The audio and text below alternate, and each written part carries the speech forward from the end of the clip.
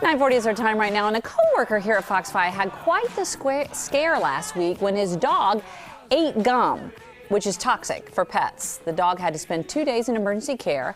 Everything's fine now, but it got us thinking, what other things out there are toxic to pets that maybe people aren't aware of? Celebrity dog trainer Michael Hill joined us live this morning with some advice, and oh my gosh, tell me who you got there. I'm distracted.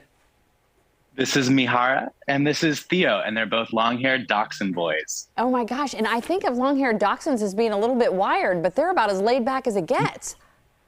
They're here in training, Michael has the magic touch for all breeds. You also see it right here. Right, you also have really important information. So let's start with the whole gum scenario. Why is that so toxic for dogs? The main issue with gum is a chemical called xylitol, which is an artificial sweetener. And for humans, it's not problematic, but for dogs specifically, it causes a extreme insulin release, which results in hypoglycemia.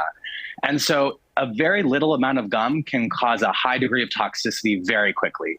And that's where also we have to look at other products that might have xylitol that we wouldn't realize, like even peanut butter. A lot of people use peanut butter as a treat, and certain peanut butters use xylitol as an artificial sweetener. So always make sure to check your labels and avoid toothpaste, human toothpaste, when you're brushing your dog's teeth, because that can contain xylitol as well. Oh my gosh, I use peanut butter for my dog all the time. I'm going to go home and check immediately. Thank you for that tip. Always check. Yeah, when I think of things that are poisonous for dogs, these are the things that automatically come to my mind.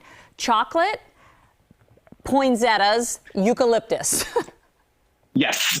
Other things that you might have in the kitchen all the time can also be toxic, like onions and garlic. I mean, everybody cooks with that. Grapes and raisins. Other fruits like strawberries and blueberries are totally fine for dogs, but grapes and raisins can cause toxicity. And then macadamia nuts and avocados as well are also toxic in certain quantities. That is so interesting. I never would have thought that about the avocados for sure. What is it specifically about the avocados? Well, I think it has something to do with the outer part of the avocado has a chemical that in a certain amount can become toxic. So some dogs, I've had people who their dog carries avocados around the yard from the tree and they don't have a problem, but it's best to avoid so that they don't reach that level where it becomes a problem.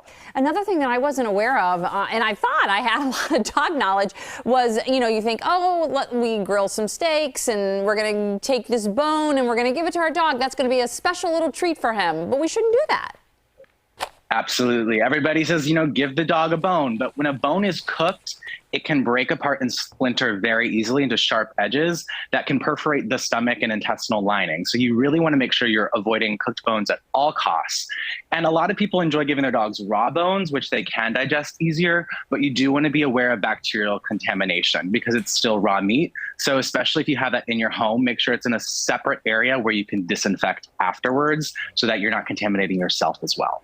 Okay, so then we're like, okay, I'm just going to stay away from all bones. I don't care if they're cooked or raw. I'm not going to do it. But at the pet store, I can buy rawhide. That's got to be good for my dog. Everybody thinks rawhide is great for dogs, and for some puppies, it's okay if they don't chew it into into bigger pieces. But for a lot of dogs, when they're enjoying the rawhide, they break it off into these bigger pieces that then can become a blockage issue. And that's not a fun surgery for your dog to undergo. So it's best to avoid rawhides in general, just because it happens far too often. I know. And my vet also told me one time that the rawhide is really horrible for their teeth too.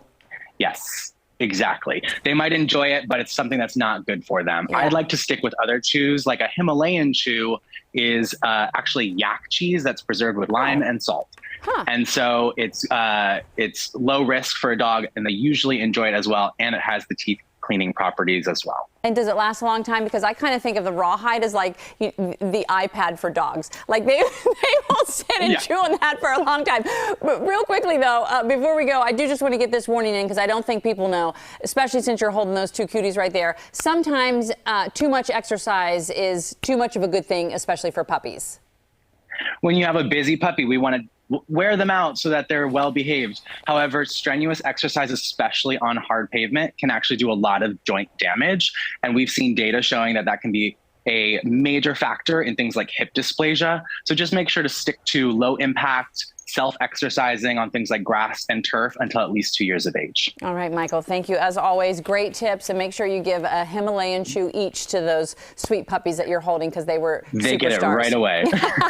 All right, and there's all the information social media-wise for Michael so that you can follow him and even learn more about your own.